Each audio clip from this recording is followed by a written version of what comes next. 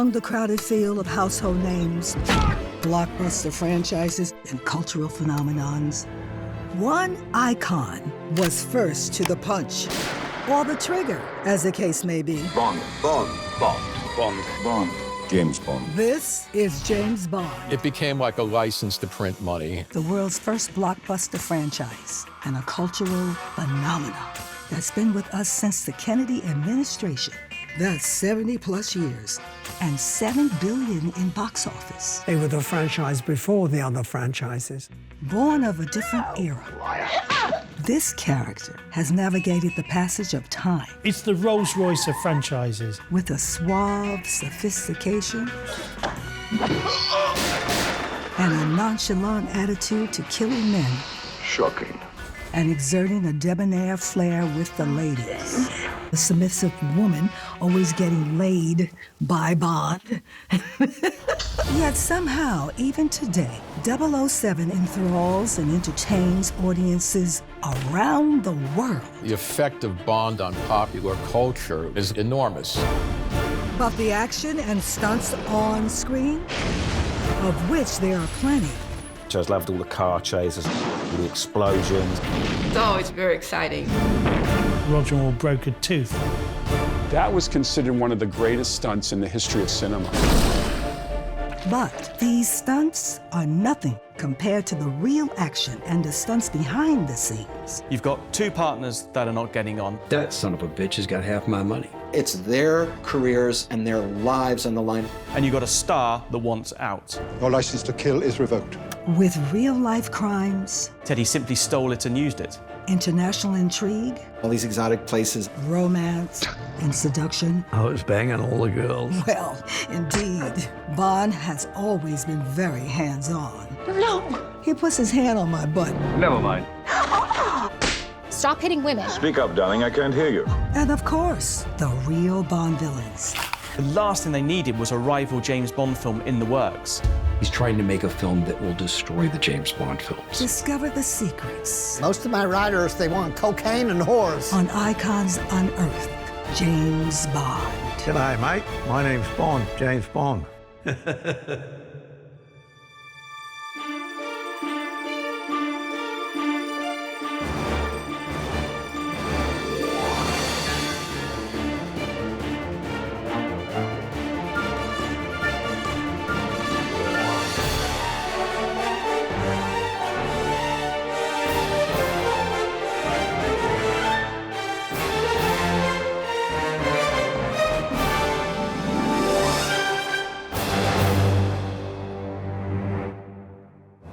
From the opening scene, gun barrel, and song, to the familiar phrases, Shaken, not stirred. There's something incredibly attractive about Bond. gadgets, Super spy, MI6, secret agent. Bond girls. Who doesn't want to be a Bond girl? Watching a James Bond movie is as comfortable as slipping on a tailor-made suit. This is a global pop cultural phenomenon. Charming, sophisticated secret agent. He's the guy that every woman wants to go to bed with and every man wants to be. And it can all be traced back to the very first real James Bond. James Bond's Birds of the West Indies. No, the spy, James Bond. The original plan was to make James Bond a woman. A woman? No. First things first, James Bond was created by a very interesting man. Ian Fleming created James Bond sort of after his own image. Ian Fleming, James Bond creator, born 28th of May, 1908, in London's Mayfair. Current assignment, investigative reporter, Moscow, 1933, where counter-revolutionary organizations were accused of being engaged in espionage and sabotage. There was a high-profile espionage trial going on. Fleming covered that for the London press. And reporting on these captured agents captured Fleming's imagination.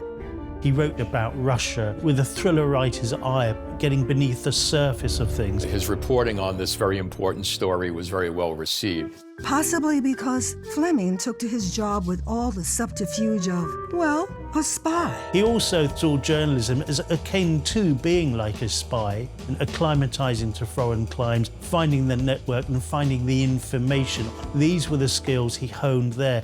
And with the arrival of World War II, it was these honed skills that led Fleming to follow in his father's footsteps, serving king and country in the war. With his background as an international journalist, he was handpicked to become the assistant to the Director of Naval Intelligence. And Rear Admiral John Godfrey quickly identified Fleming's talent for espionage. It's going to be a war for information, intelligence, and strategy. And that's where Fleming found his place. His place in the shadows.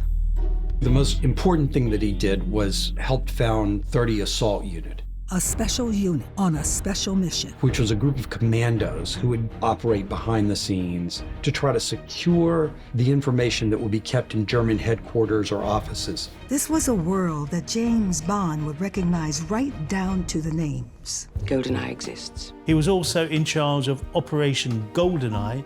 This was something very different to the 1995 GoldenEye movie. GoldenEye was a stay-behind operation to prevent the Nazis taking over this British territory at the tip of Spain. Fleming was so adept in the dark world, it was almost as if espionage was a superpower. Admiral Godfrey said that really Fleming should have been the Director of Naval Intelligence. And these things shaped the kind of man he was going to become. But Fleming's covert position kept him well away from the front lines. In fact, Fleming's war experience had a dash of paradise stirred in. Sorry, shaken in. During the war, he went to Jamaica with a friend of his, Ivor Bryce. Incidentally, a very rich friend of his. Heir to the A&P fortune, Fleming had never been to Jamaica before. It was a tropical, lush paradise. He said, after the war, I want to get a house here. But Fleming's ambition didn't end there. Ian Fleming would also tell people one day he will write the spy story to end all spy stories. Your Pan Am 323 just landed Kingston, Jamaica. He arranges to buy a plot of land in Oricabessa, the North Shore. It was the house that Fleming built and named GoldenEye. GoldenEye was the perfect getaway. Fleming had his iconic location. All it wanted was a story to fill it, but not just any story. The spy story to end all spy stories. And at the age of 45, Fleming had lived a full, exciting life, and he was ready to tell his story. The tradecraft, the spycraft, all that Ian Fleming gleaned firsthand from his real-life experiences and knowledge of intelligence operations. As important as those traits are, there are other elements to James Bond. You're one of the most beautiful girls I've ever seen. That we can't ignore. The sexuality, the sensuality, the intrigue, the elegance. They were working on something very secret. And Ian Fleming had experience in that, too. Because in the late 40s, Ian Fleming had a visitor to Jamaica. There, Fleming begins an affair with a woman in a very high position, Lady Anne Rothermere. Her husband was a press baron whose family owned the Daily Mail. You like married women, don't you, James? Her affair with Ian Fleming produces a child. Rothermere demanded a divorce. And in Jamaica, 1952, Fleming married his muse, the former Lady Anne, leaving his bachelor days behind. Ian Fleming was anxious or had at least some anxiety about getting married. You can see that written into James Bond. A spy should remain relatively single and unattached. But now he's got a woman who had been married to a press baron of quite considerable means. And as Ian said, I've got to make enough to keep her in asparagus. Oddly enough, it's broccoli that's the true vegetable of this story.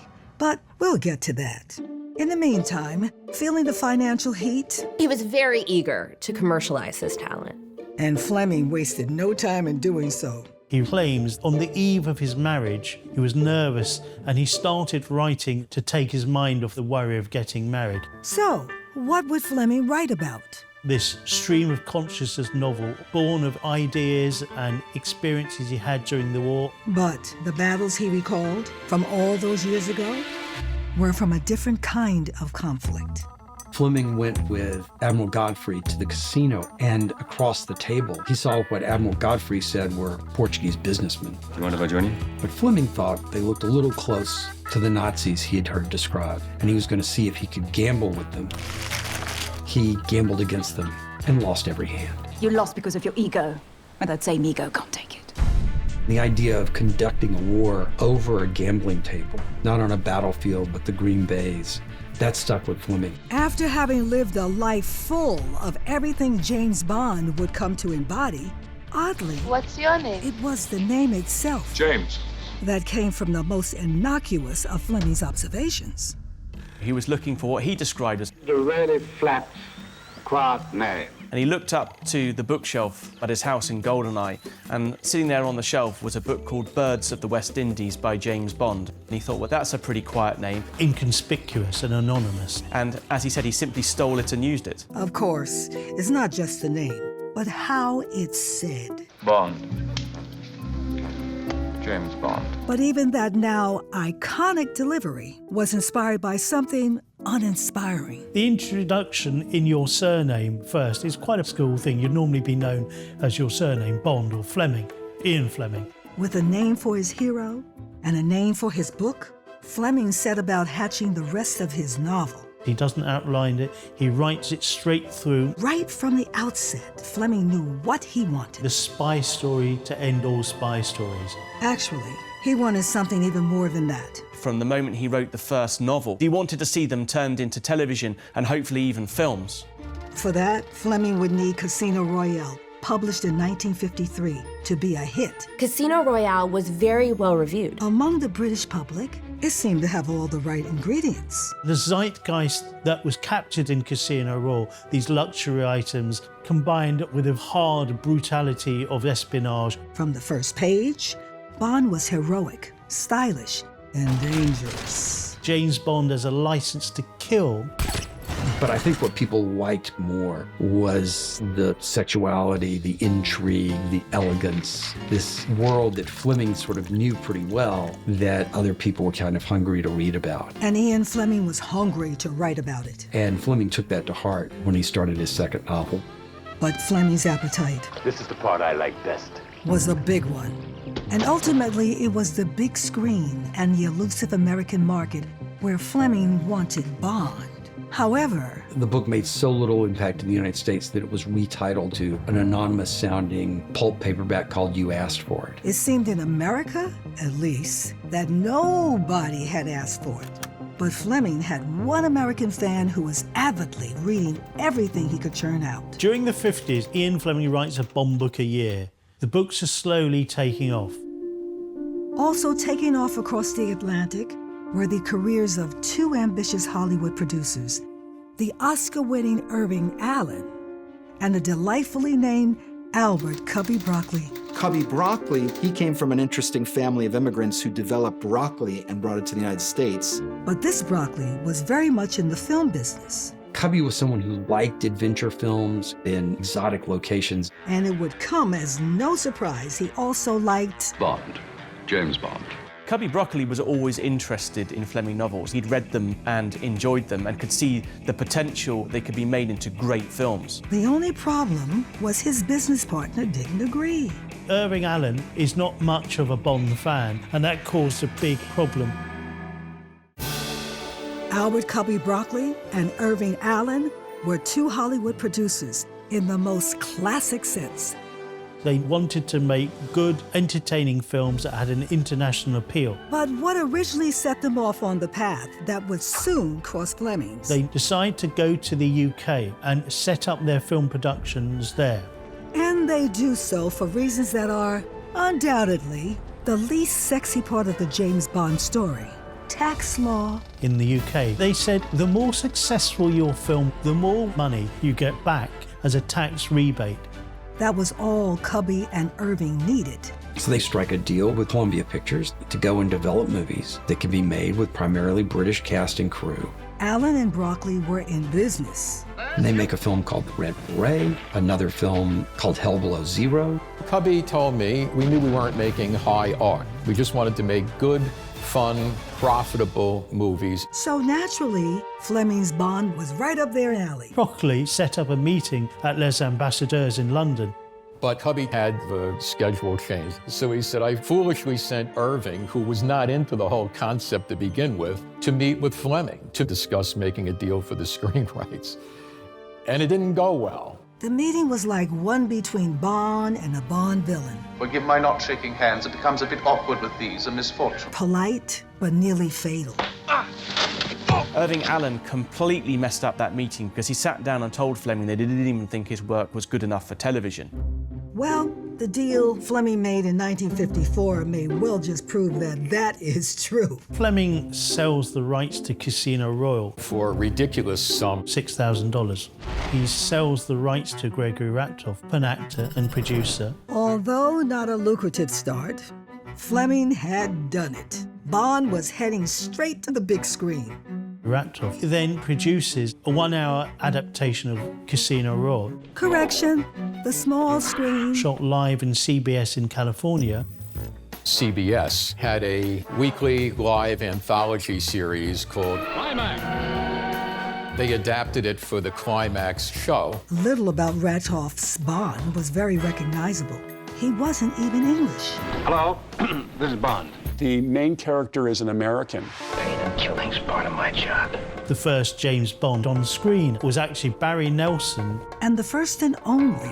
Jimmy Bond, they call you. But being American was a minor change compared to what Ratoff had in mind for the big screen Bond. The original plan was to make James Bond a woman. I'm 007. They were going to create a Jane Bond type character. Jane was waiting in the wings. Susan Hayward was a very popular star at that time. But you guessed it. There's no place for the girl. Take her away. It never comes to pass. Well, what does pass is Gregory Ratoff. Gregory Ratoff passes away, and his ex-agent, Charles K. Feldman, then buys the rights from Ratoff's widow, which he then holds on to. But would Feldman hold or fold? Mr. Bond? Well, time will tell. In the meantime, Fleming was starting to amass quite a few Bond novels, all of which were potential films in the making. If only someone would make one.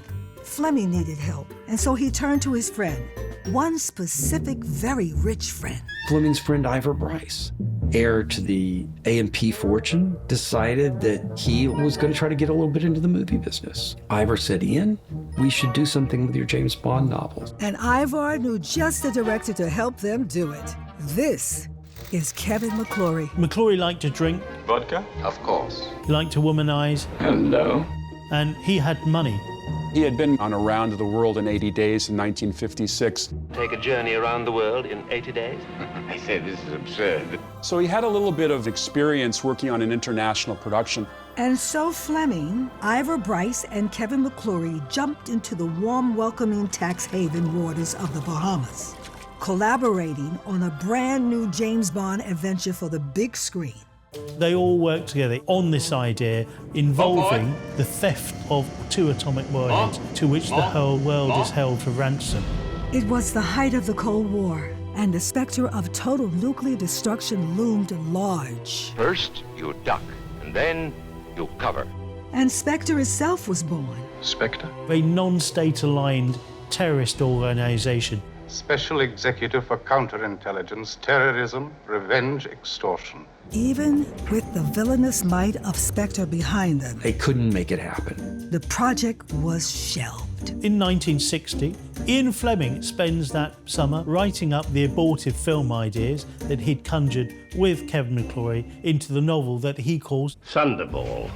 But in telling his latest story, Fleming had stolen someone else's thunder ball. They adapted it for the Climax, just borrowed certain things from what they had jointly created. Spectre. And turned it into the novel Thunderball. But Kevin McClory, Kevin McClory saw things very differently. in fact, so differently, They became very worried that Kevin McClory was going to sue. and Ian Fleming had a lot to lose. Fleming ended up speaking to a lawyer and said, I think I'm about to be sued by someone who's going to take away the rights to James Bond from me. The lawyer said to Ian Fleming, they can't take away what you don't have. What you need to do is have somebody option the rights to all the Bond novels. So there's a ticking clock.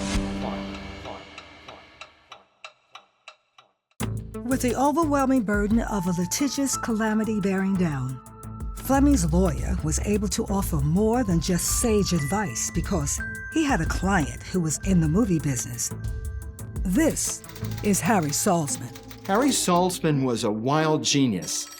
he would have 2 rotary phones on, talking in one in fluent English, the other one in fluent French. He'd read the Fleming books and was really keen to get his hands on them. He really wanted an option on them. So the lawyer played Cupid, and his 2 clients sat down at the usual spot. So Les Ambassadeurs in London in December of 1960. Saltzman pitched his plan. Fleming was desperate. A deal which wasn't even put on paper was worked out. But not that desperate. Saltzman, he's got 6 months to make the films. Otherwise, the rights go back to Ian Fleming. This deal didn't solve all Fleming's problems, but still... Harry Saltzman ended up with an option for all the James Bond novels, with the exception of Casino Royale. He's a very lucky man. It was perhaps the most consequential deal ever dealt in the history of the James Bond franchise. Because when Thunderball was published... Kevin McClory did sue. He asked for an injunction against the publication of the novel. Ah, it's your spectre against mine, huh? But Kevin McClory only sued to get the film rights just to Thunderball. He was granted those film rights. Well, can't win them all. And Ian Fleming pays damages and costs. That money was delivered to Kevin McClory in cash, at his insistence. He got that suitcase full of money. He immediately went to the airport, got on an airplane, and flew to Ireland. And Kevin McClory was never heard from again. Or was he? The cost of this lawsuit for Ian Fleming was more than just a financial one. People who were there in the courtroom at that time say that Fleming looked like death warmed over. He's drinking and smoking heavily, 70 cigarettes a day. He suffers heart attack in 1961. With time running out for Fleming and time quickly lapsing on a high-stakes option deal, James Bond was in need of a healthy dose of financial aid. And if not that, a healthy dose of broccoli. Harry wasn't having any luck getting any financial backing for the Bond novels. He couldn't pull it together, and Harry starts moving on to other things. It was during the last few weeks of the option that he was introduced to Cubby Broccoli. The consequences of the disastrous meeting that Cubby Broccoli's partner had had with Fleming years before Irving Allen told Fleming that he didn't even think his work was good enough for television. Hadn't just damaged his relationship with Fleming. Cubby Broccoli and Irving Allen split up. Broccoli is left producing solo, and Cubby Broccoli's looking for his next thing. And Cubby says, what I really want to do is the James Bond stories, but I can't get the rights. A friend of his says to him, I know the man who has them, and I don't think he knows what to do with them. Let's set up a meeting. And with the clock ticking, Cubby and Harry had a meeting that would change history. They sit down and make a 50-50 deal. They form a company called Eon Productions. And a very prosperous and very difficult marriage was born.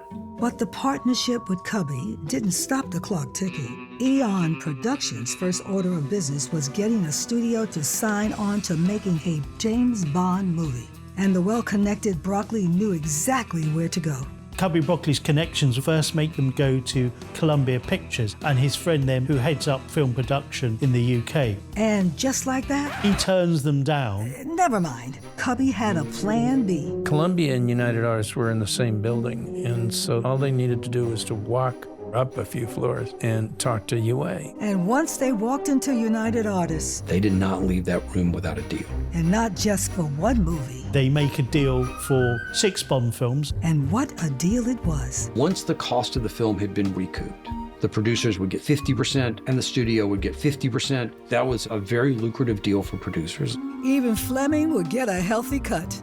The deal seemed almost too good to be true. Cubby Broccoli and Harry Saltzman have creative freedom. So after more than a decade of stops and starts, 007 is here, sir. James Bond would finally be on the big screen. But the big question was, which Bond? Well, I'm flattered. Not which actor. You have a job to do. Which story? Who are you working for? The answer to that question was no. Bring me the files on Dr. No, will you? They chose Dr. No because they felt they could do it within their budget parameters. But the money men were watching them like hawks. Film Finance has had experience of dealing with Broccoli and Saltzman, both of whom were regarded as producers who could not control a production. They weren't on top of their budget. You were wondering what it cost. The deal with United Artists was to fund the first Bond movie at $1 million. But there's car chases, fights, cardboard box destruction, international travel, explosions, and oversized fish. But that budget? $1 million. The budget on Dr. No was absolutely ridiculous. Harry had one idea that would save money. He hired his secretary to write the script. Joanna Harwood was working as a secretary, but she was really a budding screenwriter. That's where her passion lay. And she worked on a number of scripts for Harry Saltzman, all of them unmade. And the studio was hoping to keep it that way. Why have we got this little girl writing a tough action boy's own adventure? Don't worry, there were plenty of boys involved. And unfortunately, Joanna was elbowed to one side. There's this idea that it takes a man to write about Bond. And can women write compelling stories about James Bond? Well, Harry and Cubby certainly thought so. And with that full creative control, it was up to them to pick the right writer for the job. And eventually, the final shooting script was written by Joanna Harwood. And what a script! Faithfully following Fleming's tale, as Bond investigates the disappearance of a colleague, only to uncover the villainous plan by the evil Dr. No. I'm not a fool, so please do not treat me as one. Who was looking to disrupt the American space program with a nuclear-powered radio beam. Dr. No is an exciting international story. See that, Captain? That there's the Caribbean.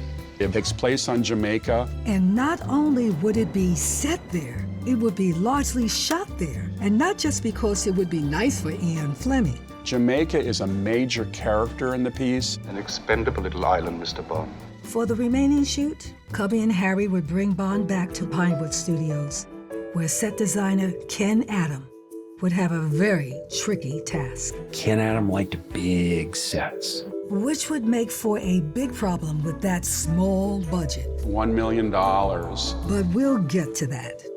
Because Cubby and Harry had arguably the biggest decision to make of their careers. Yeah, I'm looking for Mr. James Bond. Who would play James Bond?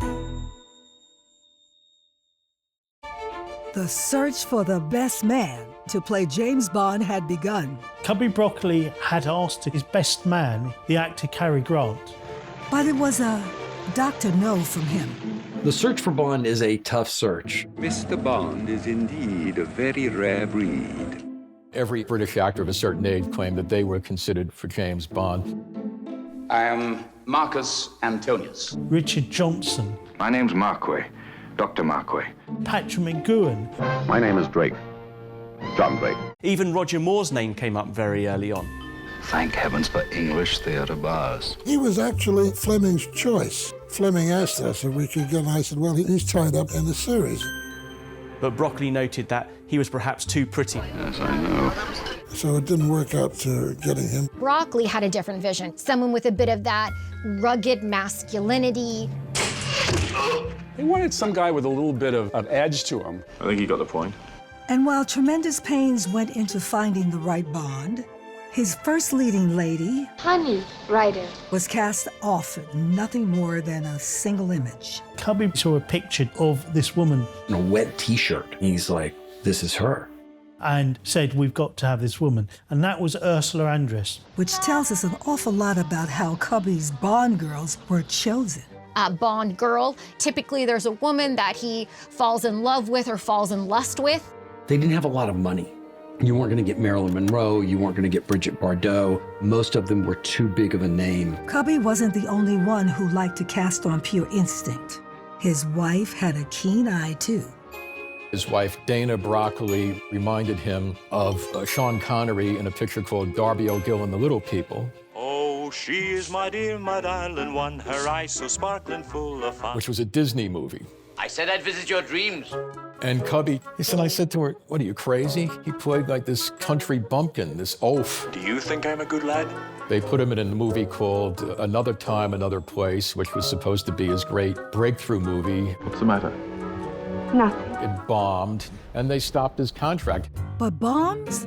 It didn't matter to Dana. To her, Connery was the bomb. Why are you looking at me like that? Dana said to Cubby, I'm telling you, that man has got real sexual magnetism. He's got what it takes. There's always been a consideration that Bond likes the finer things in life. He tends to have a very refined taste, but he's not so high class that he's off-putting. I thought he was delicious, actually. The 31-year-old Scotsman was summoned to a meeting with producers. During the talk, Sean Connery thumped his fist on the table and absolutely refused to do a screen test. Cubby said, to hear that from some young upstart, that he's not going to do a screen test, we liked that about him. He said, this guy's got balls. That's the kind of cockiness that Bond would have. Connery had walked away. Ironically, it was how he walked out that was about to seal the deal. When Sean Connery walked out of the office, they appeared at the window to watch him walk across the street to his Porsche, and they saw that he moved like a leopard. Connery had grace in his movement and a raw masculine sexuality. But was Sean Connery too raw? You smell nicer already. Sean was a working-class guy from Edinburgh. He had lived a completely different life from Bond. Connery had come from such a different world. Growing up, he had delivered milk. Could a Scottish milkman pull off the suave, sophisticated, super spy James Bond? Despite a spotty track record on screen. My name is Michael. And an entirely inappropriate grasp of suave sophistication. Sean Connery would have admitted himself he was a bit rough around the edges. What needed to happen next is they needed to make him James Bond. So, Connery was going to need direction, and to give it to him, All right, here we go now. the movie's director. This is Terrence Young. He was very Bondian in real life. He socialized in snooty society. He was very much the epitome of the British gentleman. He knew how to dress. He knew what drinks were proper and how to prepare them. Terrence Young took Connery in hand. He took him to his tailor in Savile Row. Where were you measured for this, bud? My tailor, Savile Row. Taught him how a gentleman dresses. What a fine wristwatch feels like on your wrist. Useful and unobtrusive. But of course.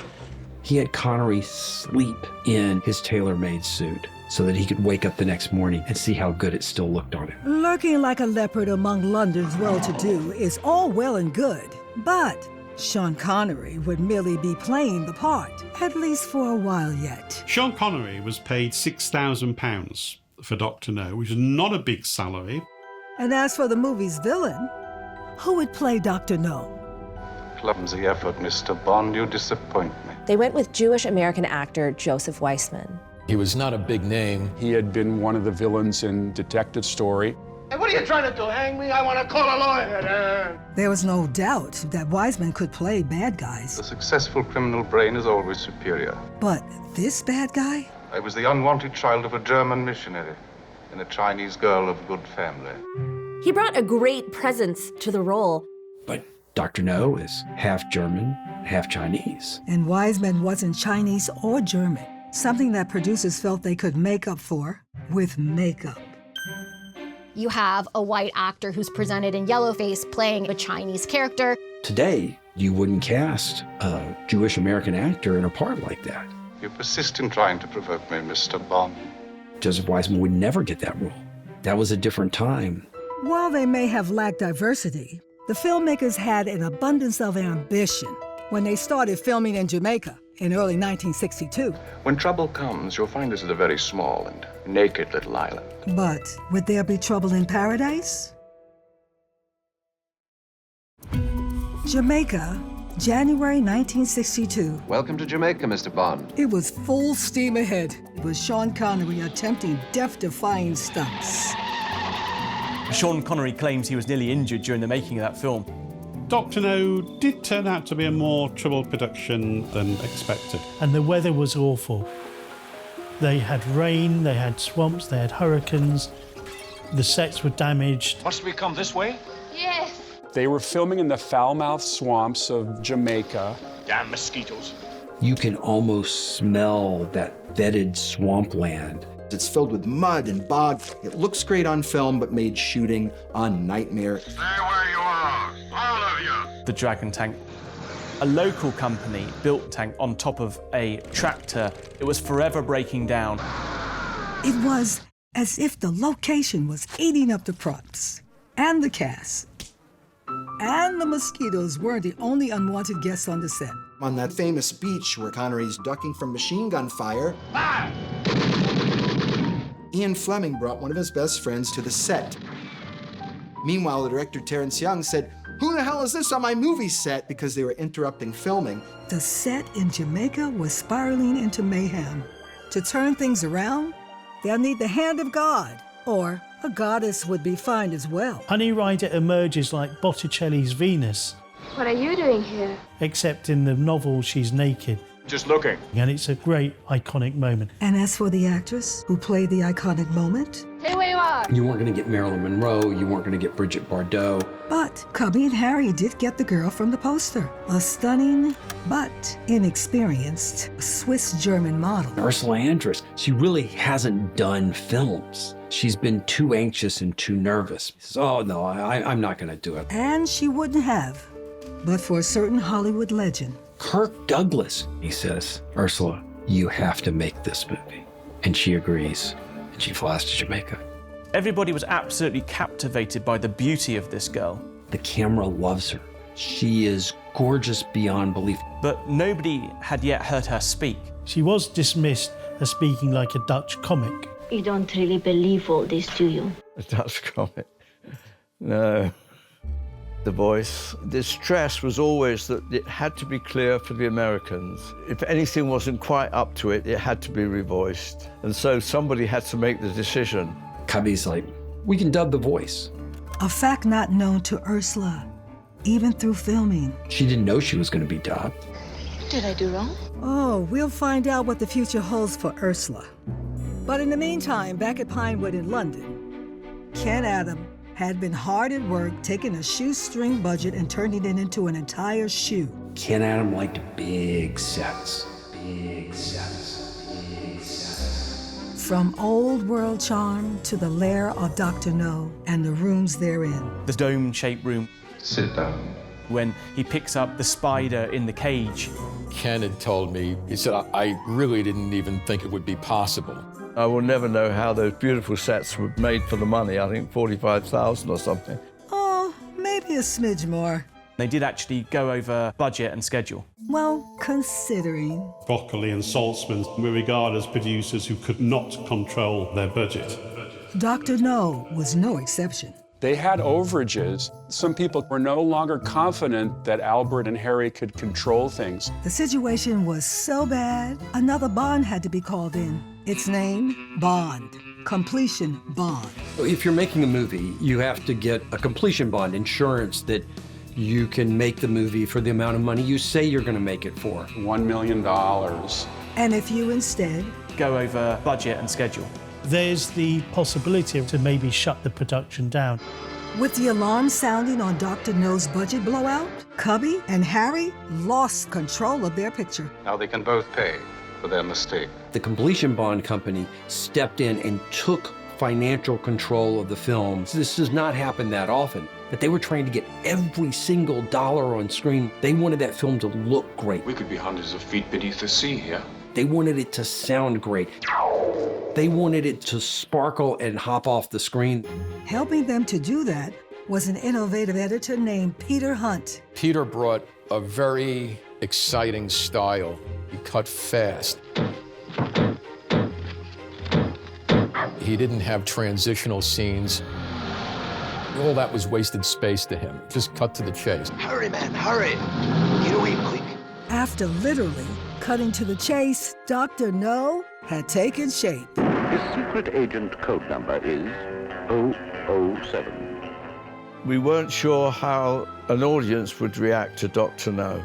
I remember I did go to a sneak preview and Harry was there, and before the film, the look on his face was one of complete terror. He had no idea of what he'd got. But soon, everybody would. With an insurance company overseeing the final days of production, Cubby and Harry finally had a film.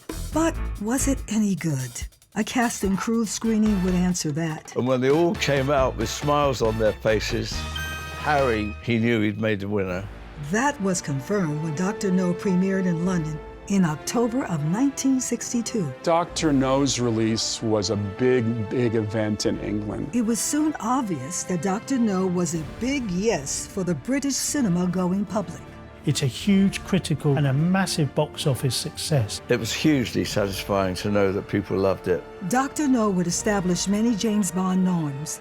From the iconic intros to the John Barry score, Ladies and gentlemen, you are listening to the James Bond theme. even those trademark Bond jokes were there on the screen. I think they were on their way to a funeral. But humor, I think, is really essential because the guy does have a sense of humor. Mr. Smith and Wesson, and you've had your 6. He's not just a killing machine. Ian Fleming went to see Dr. No and saw people laughing in the movie theater. He said that he didn't know that James Bond could be funny. Look, no hands. That may have been a surprise to Fleming, What's so funny about it? but the biggest surprise of all was Ursula's. She didn't know she was going to be dubbed. And there was nothing funny about it for her. Cubby brought in an actress, Nikki van der Zyl, and had her role completely dubbed. I often come here to get the shells. Ursula Andress, she eventually had it put in her contract that Nikki van der Zyl could not dub her in movies in the future. Apart from Ursula Andress' actual voice, Dr. No seemed to have it all.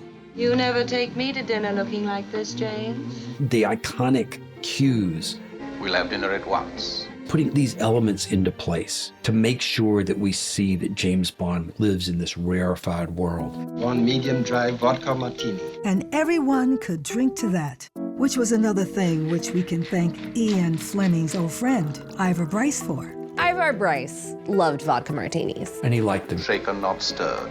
That would be the standing order for the next 60 years of Bond. But let's not get ahead of ourselves because in 1962, when Dr. No hauled an impressive 60 million globally, that's 600 million in today's market, nobody had any idea what was in front of them. World domination. Same old dream. And as the old saying goes, Where there's smoke, there's fire. And made it clear that there would be an audience for a second movie. the next 2 Bond films were huge successes. Do you expect me to talk? 007 was on his way to becoming an institution. No, Mr. Bond, I expect you to die.